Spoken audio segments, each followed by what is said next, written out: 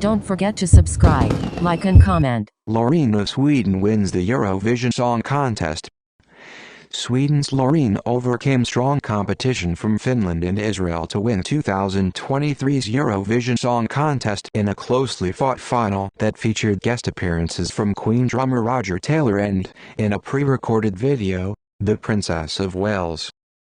39-year-old Loreen, whose real name is Loreen Zainab Nouratel, was the fans' and bookmakers' frontrunner going into Saturday's grand final, held in Liverpool, England, on behalf of war-torn Ukraine.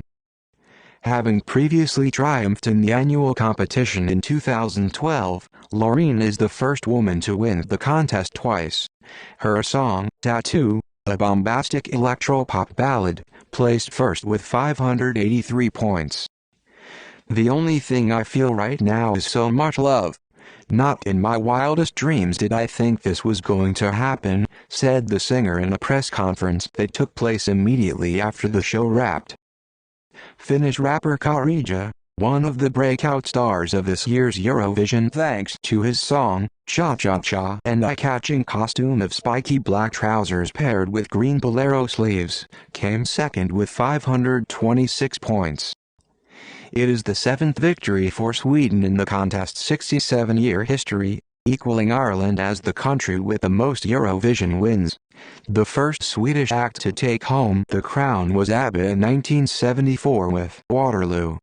Prior to Loreen, Sweden's most recent win came in 2015 with Måns Zelmerlöw's Heroes. The only other artist to win Eurovision twice is Ireland's Johnny Logan, who finished top in 1980 and 1987. The rest of the top five was made up of Israel, 362 points, Italy, 350 points, and Norway, 268 points. The United Kingdom is hosting this year's Eurovision Song Contest on behalf of Ukraine, which won 2022's competition with Stefania by Ukrainian rap folk band Kalish Orchestra. The UK finished second through Sam Ryder's Spaceman. The tagline for this year's event is, "United by Music," referencing the ongoing conflict in Ukraine. The home city of Ukraine's Eurovision act, Vorchi, was hit by Russian missiles moments before the act took to the stage in Liverpool. According to reports, 2 people were injured in the attack in Ternopil, western Ukraine, the chief of the regional state administration, Volodymyr Trush, said. Writing on Instagram after their performance, Vorchi said, "Ternopil is the name of our hometown, which was bombed by Russia while we sang on the Eurovision stage about our steel hearts, indomitability and will. Europe, unite against evil for the sake of peace," said the Ukrainian duo. It is the first time that the UK has held the contest in 25 years, although being the host was no advantage to the country's entry. Mae Muller.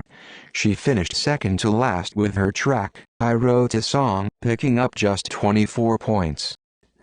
26 acts competed in Saturday's final, held at Liverpool's 11,000-capacity M&S Bank Arena, including artists from the so-called Big Five countries: the United Kingdom, France, Germany, Italy and Spain, who automatically qualify for the main show because of their broadcasters' financial contributions to the event. The other 20 finalists qualified via 2 semi-finals, held earlier in the week. Ukraine also got a free pass to the final as reigning winners.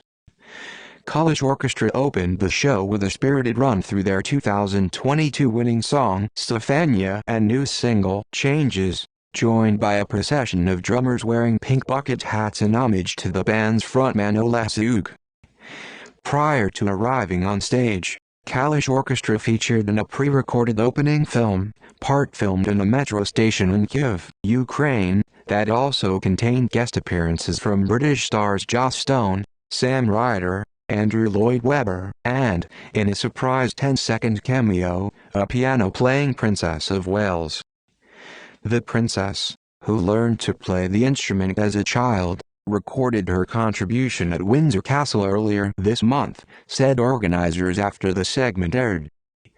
Following the opening performance, The Eurovision Grand Final was a characteristically flamboyant mix of kitsch Europop, overwrought ballads, elaborate PVC costumes, and soaring rock songs, interspersed with a jolt of headbanging glam metal courtesy of Germany's Lord of the Lost.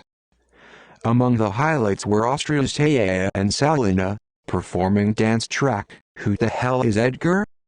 Named after American poet Edgar Allan Poe, and Poland's Blanka, singing her breezy reggae-tinged song solo backed by a troupe of colorfully dressed dancers. France's Lazara was another crowd-pleaser with her disco-flavored torch song, Évidemment, passionately sung in French. Blanca Paloma, representing Spain, energetically fused flamenco rhythms with pulsing synths into sinuous melody, while Norway's entry, a bodice-wearing Alessandra, singing Queen of Kings, drew a rapturous reception from fans inside the sold-out arena. Israel's No Carol, one of the country's biggest pop stars, was one of the strongest female solo acts with her bombastic track Unicorn, complete with an energetic 30-second dance breakdown. The night's biggest cheers, however, went to Finland's Karija and the contest's eventual winner, Loreen. A standout moment from the 4-hour-long final was a mid-show interval that saw a number of former Eurovision contestants deliver a medley of songs representing Liverpool's illustrious musical heritage, beginning with Italy's 2019 entry, Mahmood, singing John Lennon's Imagine. Also performing in the mid-show segment were Israel's Netta, singing Dead or Alive's You Spin Me Round, Like a Record, Liverpool-born Sonia, who came second in Eurovision in 1993, and the Netherlands' Duncan Lawrence, leading the crowd through a rousing cover of Jerry and the Pacemakers' You'll Never Walk Alone. Other non-competition performers included 2022 Eurovision runner-up Sam Ryder singing his single Mountain, backed by Queen's Roger Taylor on drums. This year's Eurovision Song Contest was the first in the event's long history where viewers from countries not taking part could vote, including the United States where Saturday's final, and the two preceding semi-finals, was streamed on Peacock.